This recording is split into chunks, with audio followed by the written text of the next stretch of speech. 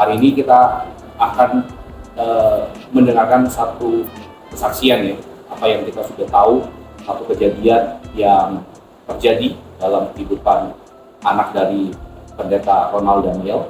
Dan hari ini kita sama-sama akan mencoba untuk mendengarkan apa yang latar belakangnya Pak, mungkin dari apa yang terjadi pada Rafa, sehingga kita sudah sama-sama tahu kejadiannya bahwa Rafa memilih untuk mengakhiri hidup dengan cara bisa diceritakan latar belakang dan apa yang terjadi. Iya, baik. Shalom semua yang menyaksikan acara podcast PPD GBI Surabaya ini. Saya Pendeta Ronald Daniel dan Rafael David Daniel adalah anak bungsu saya. Rafa dari kecil dia lahir dengan sifat yang ceria sebetulnya. Anak yang sangat ekstrovert, dia suka nyapa semua temannya dan berusaha menyenangkan hati teman-temannya, gitu ya. Sampai-sampai di rumah karena begitu cerianya dia, sampai ibu saya, omanya, manggil dia Mr. Smiley. Karena dia selalu tersenyum. Pak Roni juga kalau pelayanan di gereja kami tahu Rafa ini selalu semangat, bukain pintu, nyapa orang, gitu ya. Dia begitu. Sampai kemudian dia ngalami satu hari di SMP, di mana Rafa ini memang anaknya sifatnya suka mungkin nolong orang, dan kemudian dia melihat temennya misalnya diperlakukan nggak baik sama orang, dia akan bela. Itu membuat dia satu hari tiba-tiba kami dipanggil, orang tuanya dipanggil, istri saya yang pergi menghadap. Karena Rafa ini berantem, mukul temennya, mukul temennya di sekolah, teman sekelas. Ya, singkat ceritanya dia memukul dan itu menyebabkan dia dipersalahkan.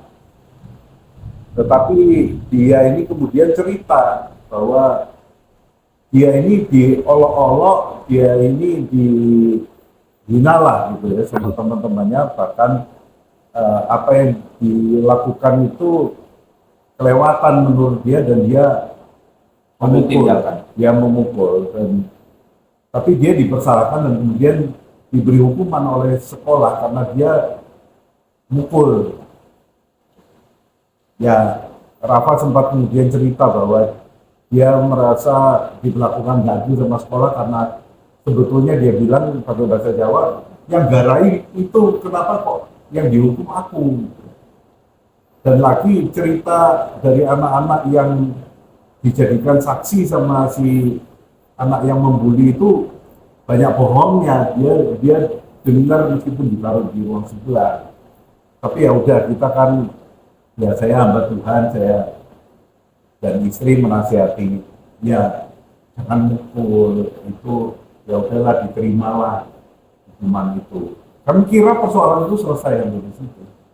Tapi kemudian waktu dia SMA, ternyata dia ditaruh satu kelas lagi dengan anak yang sama, dan anak ini mempengaruhi teman-temannya untuk tidak mau berteman dengan dia. Tidak mau berteman. Nah, Rafa yang sangat ceria, sangat ingin punya banyak teman ini merasa bahwa semua orang kok jadi nggak suka sama dia, dan dia stres gitu. Dia stres. Kami sendiri terus terang nggak tahu hal itu masih berlanjut karena tiba-tiba kami tahunya itu satu hari ketika dia nangis keras-keras dan bentur-benturin kepalanya ke lantai. Ini waktu SMA atau SMA kelas 1. Puncaknya SMA. Iya. Dan waktu itu saya dan istri masuk kamarnya, loh, kenapa Rafa, kamu kenapa? Dia nggak mau cerita, dia cuma nangis terus keras-keras gitu, terus ya hampir kayak ada orang kayak seperti kerasukan gitu kan. Dan kami doain, kami tangisi, dan sempat kita layani minta teman yang layani pelepasan, tapi nggak ada artinya karena masalahnya kan bukan masalah ada Roh jahat ya. lah apalah, enggak. Tapi akhirnya kami bawa dia ke psikiater. Psikiater kemudian diperiksa, dinyatakan bahwa Rafa mengalami depresi. Ya, jadi udah Diagnosanya seperti itu. iya, iya. Dia mengalami depresi berat dan kejadian itu berkali-kali berulang ketika dia ada tekanan dia nangis dia kemudian ya seperti kerasukan gitulah juga nyakiti dirinya sendiri. Nah, tapi kemudian kan perawatan itu berlanjut, saya juga selalu menemani dia. Itu kan jadi beban pikiran bagi kami, hingga saya ini minta izin di kantor untuk saya bisa datang lebih terlambat karena saya mau nemenin dia dulu setiap pagi. Ya itu kami lakukan dan perlahan-lahan Rafa kelihatan makin pulih. Ya kita pindahkan dia sekolah. Ke sebuah sekolah yang sifatnya homeschooling, tetapi bukan homeschooling. Ini komunitas, dia tetap ke sekolah, dia tetap ikut dengan teman-teman yang baru. Dan di situ nggak ada masalah, dia kelihatan makin pulih. Dan kemudian prestasi belajarnya juga kembali ya, jadi sempat nilainya drop semua waktu kelas 1 SMA itu. Jadi meskipun dia naik kelas, tetapi nilainya nggak sebagus biasanya. Nah, lewat prestasinya kemudian dia diterima Japres, masuk teknik mesin juga, tapi dia ambil otomotif waktu itu. Saya sendiri, kamu kok masuk otomotif gitu, kok masuk teknik mesin? Karena saya dulu kan juga lulusan Petra, cuman sudah sangat tua katanya, saya sudah tahun 1990. Itu saya pikir kan dia sekolah di homeschooling kan mungkin akan terlalu berat, mungkin kalkulusnya apa gitu ya. Berat Jason ya, kalkulusnya apalagi untuk anak-anak yang sekolahnya di homeschooling itu kan cenderung lebih enggak berat. Tapi dia tetap mau dan bilang milih itu, ya udah. Tapi ternyata dia ketika kuliah ya nilainya cukup bagus lah ya. Dia sampai saat terakhir pun nggak ada yang ngulang juga. Nah, tetapi ya itu kami kira dia sudah pulih karena dia punya juga beberapa teman yang ikut main ke rumah, kemudian ada teman yang sangat akrab, Brian namanya, kemudian mereka juga satu tim kalau praktikum gitu, satu tim dan suka main bareng gitu ya. Saya lihat dia udah nggak apa-apa sama sekali, dia juga aktif di organisasi. Dia kalau nggak salah ikut jadi astor juga, ikut jadi astor juga. Dia aktif dan suka ya ingin bantu orang lah, ya itu kebiasaan dia untuk nasihatin orang, teman-temannya gitu. Makanya kami sangat terkejut ketika kejadian itu terjadi, karena kami nggak pernah mikir bahwa dia akan melakukan hal seperti itu. Dalam pembicaraan, dalam keseharian itu nggak kelihatan sama sekali tanda-tanda itu. Ya memang depresi itu membuat dia belum pulih benar, kita tahu, karena dia yang asalnya ekstrovert itu jadi lebih pendiam. Beda jauh Pak atau?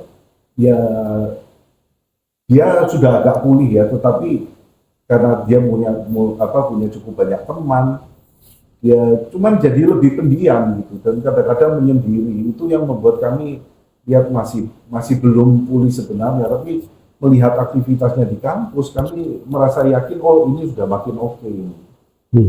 Dan itu yang membuat kami mungkin jadi kurang aware ya, sampai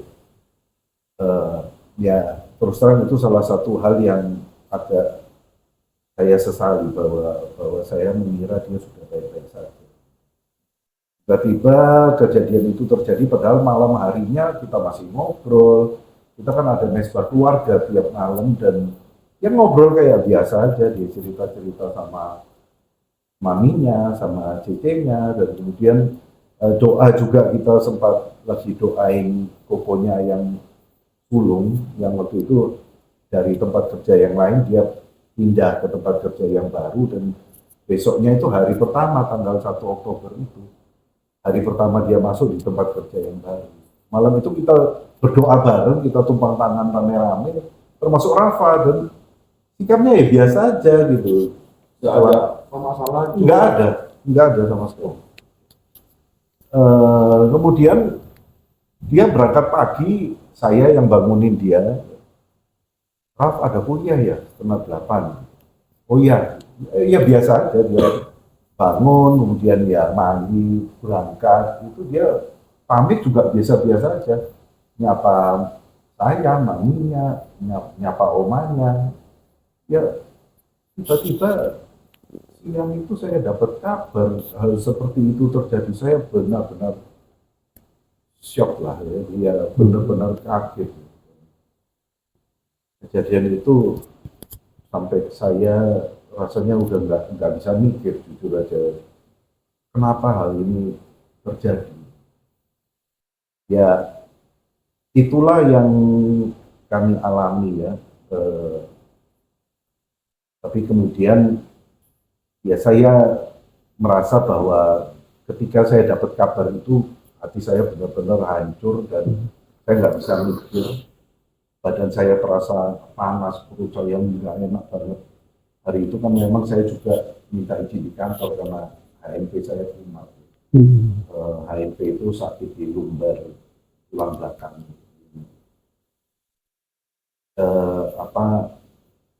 Kejadian hari itu memang benar-benar saya merasa bahwa ketika saya dengar berita yang sangat tidak enak ini, yang sangat mengejutkan saya seperti mendengar ada yang ngomong, kamu harus hidup demi istri saya Feli, demi Feli, demi Jordan, Evan, dan demi El.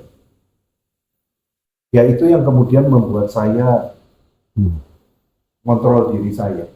Saya nggak boleh sedih berlebihan, saya nggak boleh sampai kehilangan ya kesadaran untuk gimana saya harus hidup, saya harus menjaga kesehatan saya. Ya itu yang saya pikirkan. Kemudian datanglah Pak Samuel Sugiarto dan rekan-rekan dari VCU ya, dari Petra University itu. Mereka datang, mereka menyampaikan hal-hal yang terjadi dan mereka berusaha menghibur kami dan berdoa untuk kami ya. Nah ini apa yang saya alami dan saya sangat bersyukur bahwa waktu itu saya punya komunitas ya. Teman-teman gereja, Pak Pendeta Darmanto langsung datang ke rumah dengan istri, Pak Heru Chandra juga ya, teman-teman di Rock ya, komunitas kita langsung datang ke Pak Louis Sirapanji, dan kemudian juga rekan-rekan full timer di Rock yang datang ke rumah dan menemani kami di masa-masa yang sangat berat itu. Saya nggak bisa mikir kalau seandainya nggak ada komunitas itu datang hari itu dan saya harus menghadapinya sendirian. Jadi ini yang satu hal yang saya sangat bersyukur sama Tuhan. Besoknya juga Pak Arifin datang. Dia sebetulnya capek kan, baru datang dari Cina waktu itu ya. Kemudian dia datang ke rumah. Dia juga tidak ngomong banyak. Dia cuma ngomong, Ron, aku nggak bisa menghibur kamu. Aku cuma mau nangis bareng kamu. Itu memang apa yang disampaikan itu adalah hal yang benar, karena beberapa kali ada orang ketika ngomong kamu harus kuat, saya mikir mau kuat gimana? Ada dasar. Dan ketika ada orang ngomong kamu baik-baik saja kan, saya malah jadi bisa baik-baik saja gimana? Saya kehilangan anak saya. Ya. Mungkin memang justru yang terbaik datang diam aja, jangan ngomong sesuatu yang justru tidak menghibur kita yang sedang berduka, justru membuat kita makin hancur hati gitu. Aduh gitu ya. Ya, tapi satu hal saya percaya, bahwa seperti apa yang saya perkatakan ketika saya menyatakan iman, saya menyampaikan khotbah. Satu hal saya percaya bahwa Tuhan punya maksud baik. Yang mana mungkin dalam segala keterbatasan dan kekurangan saya tidak ngerti. Ya, dan hal yang lain saya pikir saya perlu menghimbau kepada orang tua, para orang tua dan juga pada teman-teman ya remaja yang usia apa atau siapapun yang ada sebagai anak-anak di dunia ini ya. Yang pertama untuk orang tua, terus terang saya dari perenungan ini yang kemudian saya catat gitu ya. Yang pertama adalah bagi para orang tua, kasihilah anak-anak yang Tuhan berikan, percayakan kepadamu. Mereka milik Tuhan yang dipercayakan pada kita. Untuk kita kasihi dengan sepenuh hati. Anak-anak bukanlah objek kesenangan atau kemarahan kita. Mereka adalah anak-anak yang Tuhan percayakan untuk kita sayangi, untuk kita besarkan dalam kasih dan untuk menyatakan kasih Allah kepada mereka. Gitu ya. Karena itu sediakanlah waktu untuk selalu berkomunikasi dan menyatakan kasih kepada mereka. Setiap hari. Please, jangan hanya sibuk bekerja, cari duit, dengan alasan bahwa ini kan toh untuk anak-anak juga, untuk mereka juga. Karena gini, diberi kasih dengan diberi duit ini beda. Ini hal yang sangat beda. Ketika kita memberikan kasih kepada mereka, mereka akan merasa dirinya berharga. Dirinya ini benar-benar diperhitungkan di tengah keluarga. Kalau cuma dikasih duit, apa bedanya dia dengan pembantu rumah tangga yang juga dikasih duit, gitu ya? Atau pegawai yang bisa dimarahi sesuka-sukanya, gitu ya? Jadi ingatlah bahwa ini saya ngalami benar. Anak kita itu jauh lebih berharga dari kekayaan, dari harta apapun. Ketika saya kehilangan Rafa, saya merasa seperti bahkan hidup saya pun jadi gak berarti. Karena apa ya? Karena saya merasa bahwa kok lebih baik saya yang nggak ada daripada anak saya. Bukankah saya lebih tua, saya sudah menjalani hidup lebih banyak dan saya harusnya melindungi anak saya. Tetapi saya sepertinya gagal melindungi Rafa terhadap depresi yang dia alami. Sampai orang kalau depresi ini kan bukan hanya masalah jiwa, tetapi kemampuan kerja otaknya pun ternyata terpengaruh. Ini yang kita banyak nggak tahu. Anak-anak depresi ini bisa sewaktu-waktu ada triggernya, ada yang memicu. Dia kembali ke trauma di masa depresinya. Dia bisa hampir seperti orang kehilangan akal sehat.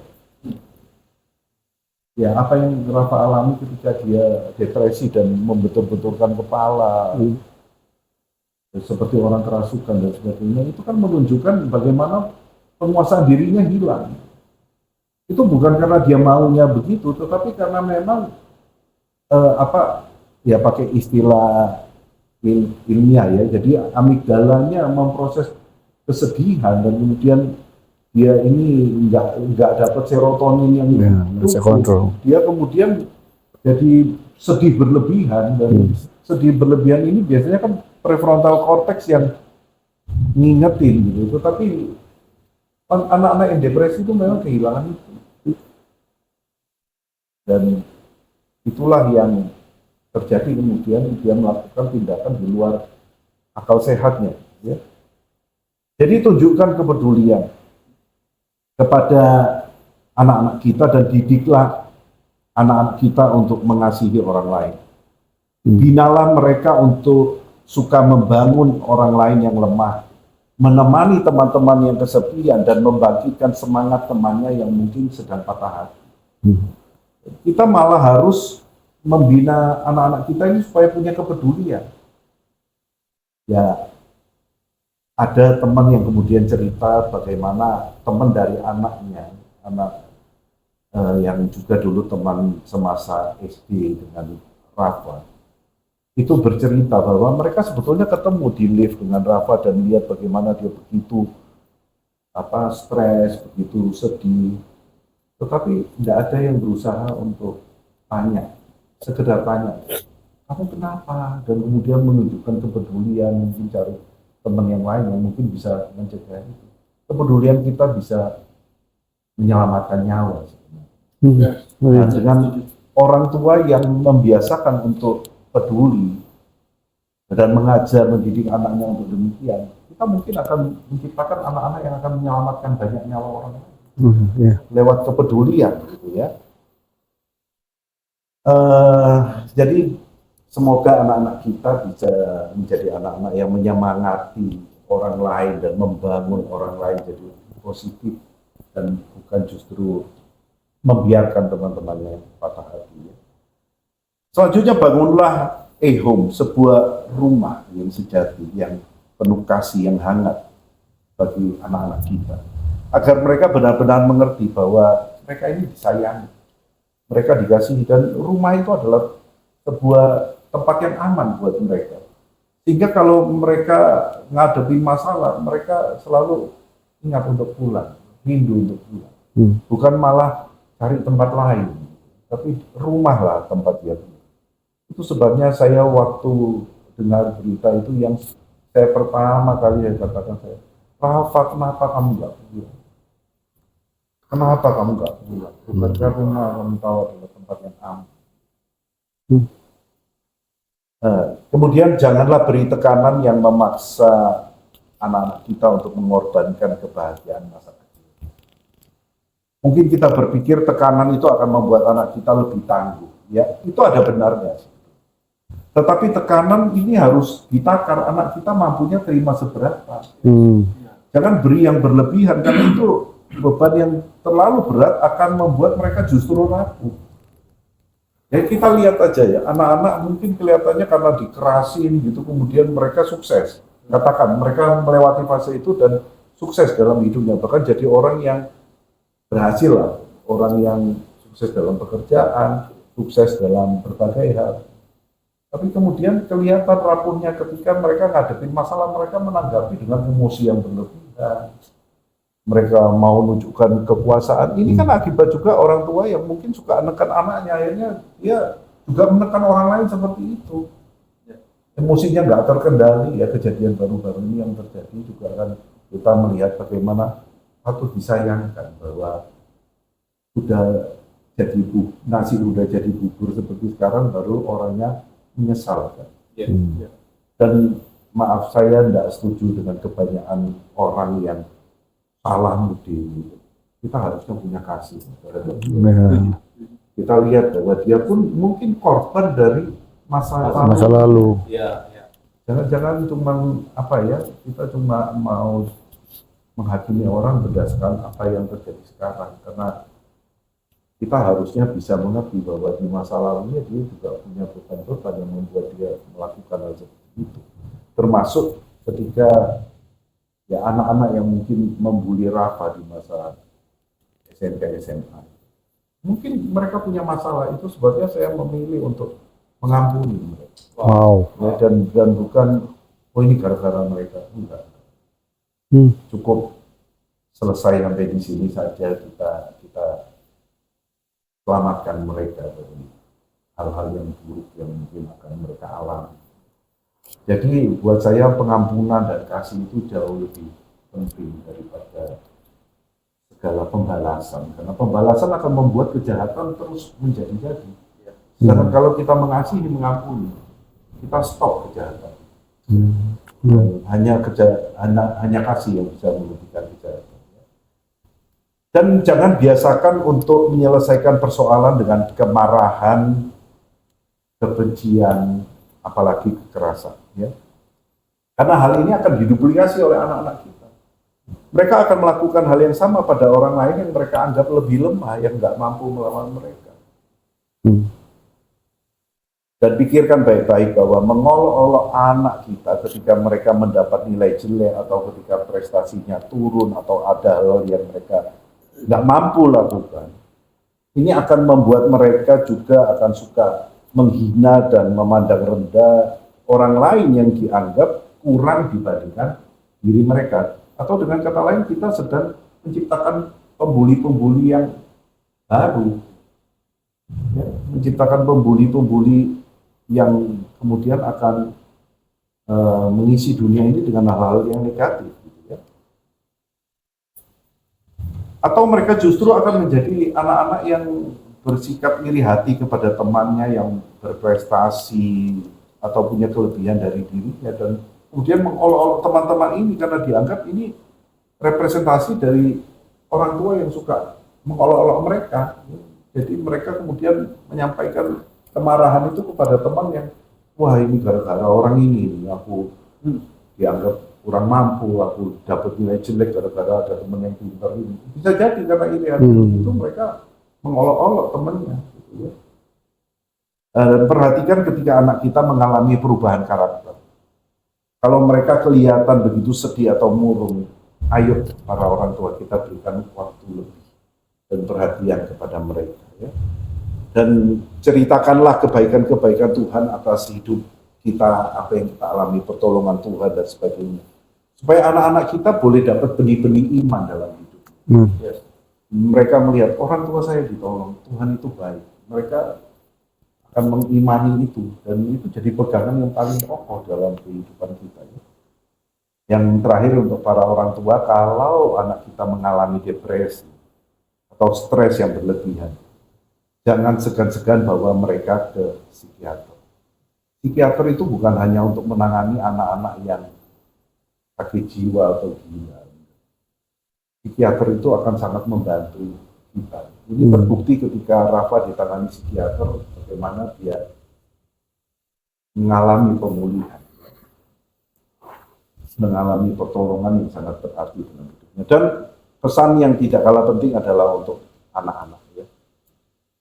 Ingatlah selalu bahwa kalian adalah ciptaan Tuhan yang sangat berharga. Kalian unik, kalian adalah orang-orang yang sangat Tuhan kasih.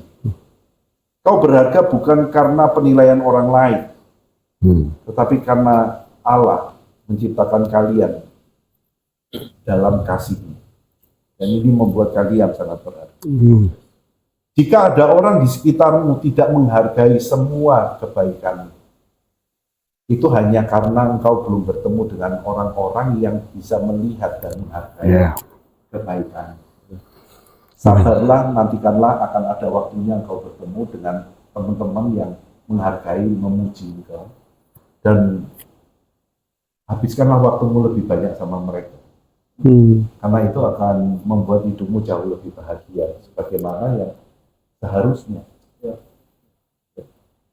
Jangan habiskan waktu dengan orang-orang yang toksik, yang akan sering menyakiti kita. Juga jangan hidup berdasarkan penilaian atau tuntutan orang lain.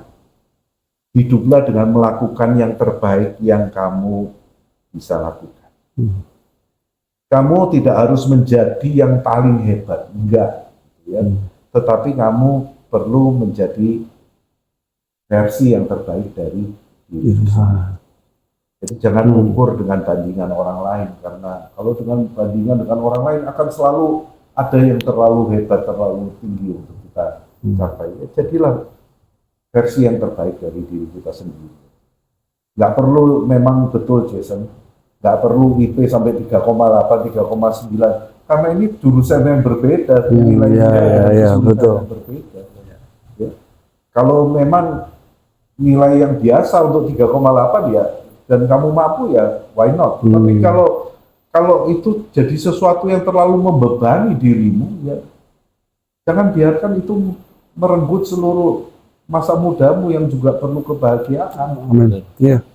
Jangan habiskan waktu untuk hal-hal yang nggak segitu perlunya. Ketika kita kerja, apalagi ketika kita jadi entrepreneur gitu, nggak akan ada yang tanya ijazahmu IPK-nya berapa.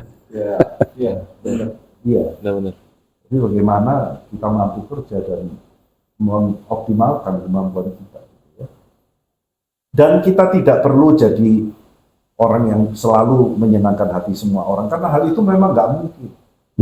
Tuhan Yesus yang baiknya kayak gitu aja difitnah, dihujat, dipukulin, bahkan disalibkan sampai mati. Jadi kalau kita mau menyenangkan hati semua orang, itu sesuatu yang mustahil gitu ya. Restoran yang masakannya paling enak aja ada yang ngomong biasa aja. Iya kan, selalu kan ada yang seperti itu. Jadi kita nggak bisa maksa orang untuk menyukai kita. Kasihilah dirimu ya, dan bahagiakanlah hatimu terlebih dulu, baru engkau dapat mengasihi dan membahagiakan orang lain. Kadang ada yang pesan, diri kita nggak penting, yang penting kita bisa bermanfaat atau membahagiakan orang lain. Perhatikan perintahnya Tuhan dalam firman. Kasihilah sesamamu seperti dirimu sendiri. Jadi kita perlu ngasihi diri kita sendiri dulu, baru kita bisa mengasihi orang lain. Bukan ngasihi orang lain terus kita jadi nggak penting. Anda, kita semua berhak untuk kebahagiaan. Ya, jangan membenci dan menyalahkan diri sendiri ketika ada orang yang mengolok-olok kekurangan kita. Karena mereka seperti umumnya manusia cuma sibuk melihat kekurangan orang lain. Kan makanya ada peribahasa akibat nilai setitik rusak susu sebelahnya. Itu kan kenyataan hidup, tetapi bahwa buat kita, marilah kita fair terhadap orang lain. Lihat kekurangannya, abaikanlah kekurangan. Hargailah kelebihannya. Percayalah bahwa orang-orang ini nggak melihat kelebihanmu yang sebetulnya jauh lebih banyak, kebaikanmu yang jauh lebih banyak dibanding kekuranganmu.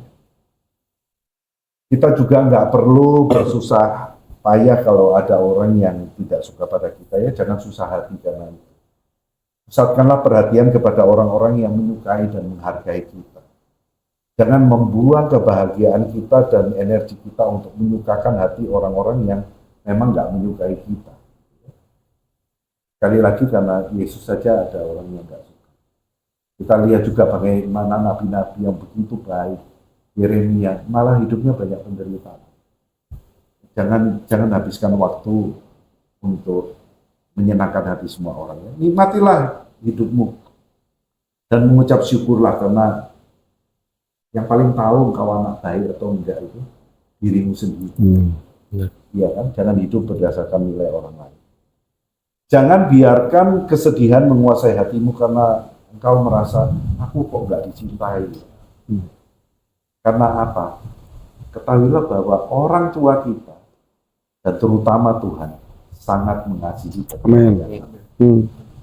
Kalau engkau merasa susah hati, ceritakanlah semua kesusahanmu kepada orang tua, kepada guru, atau kepada mentor yang orang-orang yang kita percaya, hamba-hamba Tuhan yang kita tahu mengasihi kita, ya. Jangan dipendam sendiri, karena kalau dipendam sendiri itu lama-lama berakumulasi dan menjadi beban yang akhirnya nggak tertanggungkan. Bagikan beban, share ke orang-orang yang bisa dipercaya, dan dengan itu kita bisa melepaskan beban. Serahkan bebanmu sama Tuhan, dan maka apa yang jadi hook kita akan jadi enak dan ringan. Serahkan sama Tuhan. Ya. Jauhilah segala perbuatan menyakiti diri sendiri. Tadi sempat bicara soal self-harm itu ya. Jauhi, karena engkau hadir di dunia ini, perhatikan ini, untuk menikmati hal-hal yang baik. Engkau diciptakan Tuhan untuk mengalami hal-hal yang baik, bukan untuk mengalami hal-hal yang justru menyakitkan, untuk apalagi mengalami kehancuran. Tuhan menciptakan kita untuk kebaikan. Dan ingat selalu bahwa Tuhan selalu mengasihimu. Tuhan menyediakan masa depan yang indah bagi setiap anak-anak. Apapun yang kita alami hari ini mungkin tidak menyenangkan, hadapi, jalani bersama Tuhan.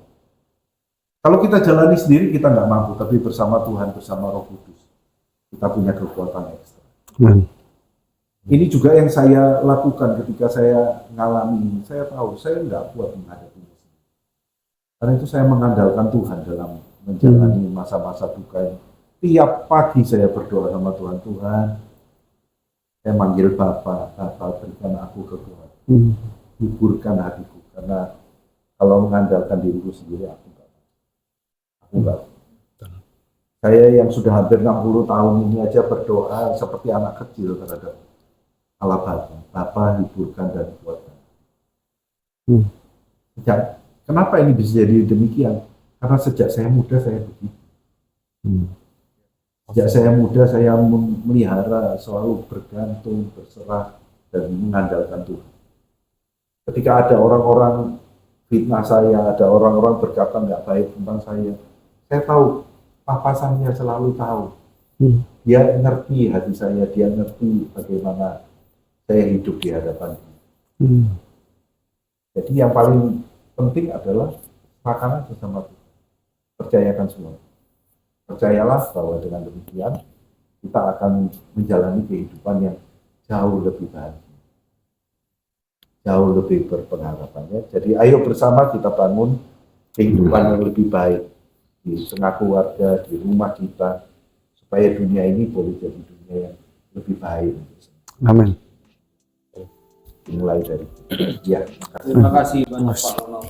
Sangat luar biasa, sangat menginspirasi kita semua bahwa di tengah apa yang terjadi tadi Pak Ronald sempat singgung bahwa ada sesuatu yang baik yang Tuhan kerjakan, dan saya yakin dan percaya banyak orang-orang juga dipulihkan dari cerita ini dan apa yang disampaikan oleh Pak Ronald. Dan tadi saya menggarisbawahi ada beberapa hal, kadang-kadang orang itu akhirnya memandang contoh soal psikiater, psikolog, memandang bahwa itu negatif.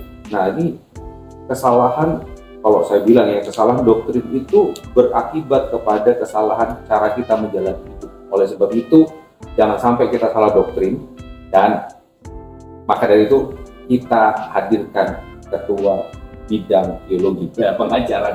Nah, coba Pak Roni. Cara kematian seseorang tidak mempengaruhi keselamatan. Tuhan yang memberi, Tuhan yang mengambil, terpujilah nama Tuhan. Kalau misalnya intensitas dosa ini mempengaruhi keselamatan kita, mohon maaf bro, surga nanti kosong semua.